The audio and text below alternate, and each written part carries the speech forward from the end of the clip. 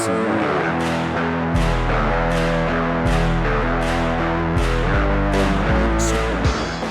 everybody, Brandon here, joined by Tom. Hello. How you doing?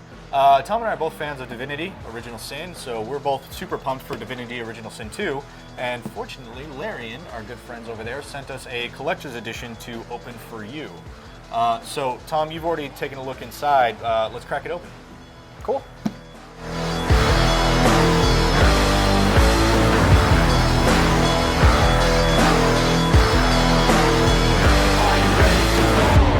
So here you go. Here is everything that comes in the Divinity Original Sin 2 Collector's Edition.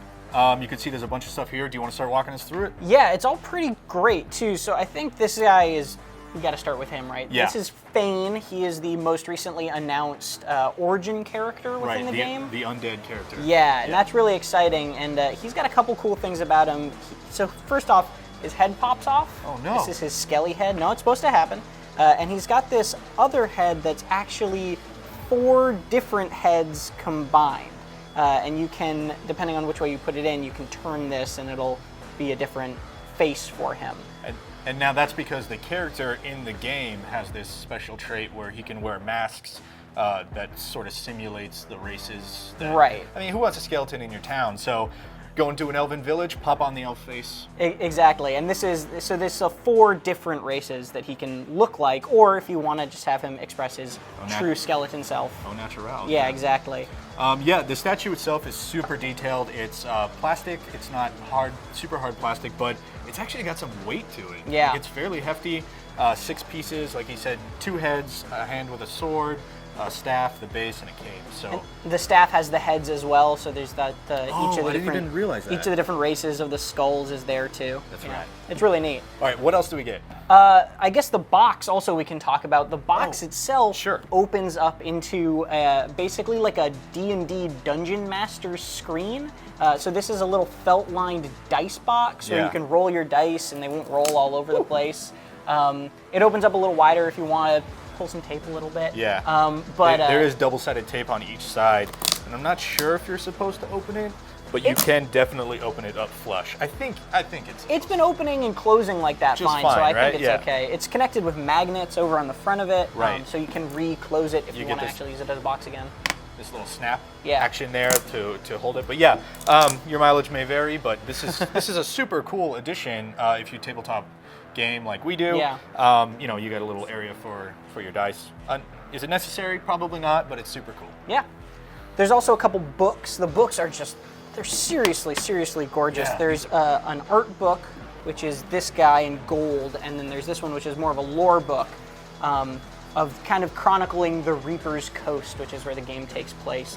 The lore book is insanely detailed in terms of backstory. It's like 120 pages, and there's just so much written in it. They go into the races, they go into some of the characters themselves too. Whereas the art book just is what it seems like, right? It's more just pictures, concept art. But this is 160 pages, so good Lord. You know they're hardcover. They're really, really nice things. Yeah, the fronts and backs of both of them are embossed. You have this sort of silver and gold filigree that Tom was talking about, but they just feel really high quality. And then we have a little bit of a simpler book, which is the game manual. This is only like, I think, 10 pages. It's very, very simple. There's a little foreword.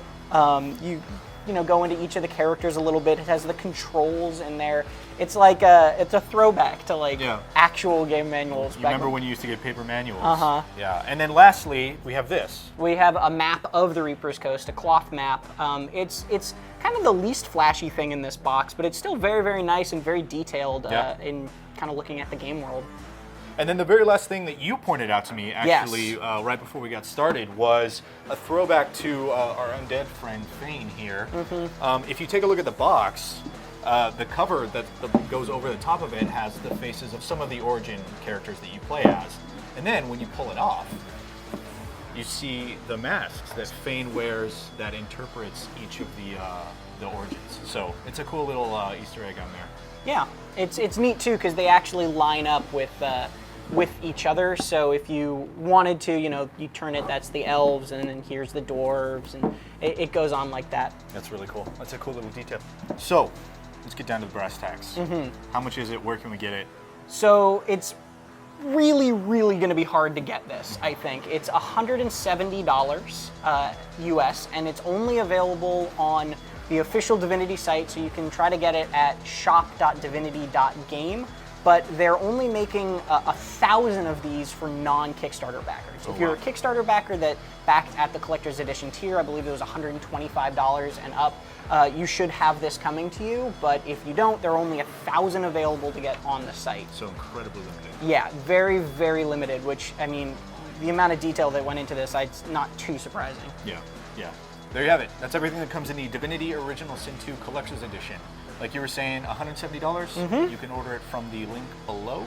And Divinity Original Sin 2 comes out September 14th. So for much more on that game as we get closer, keep it right here. Talk to you again.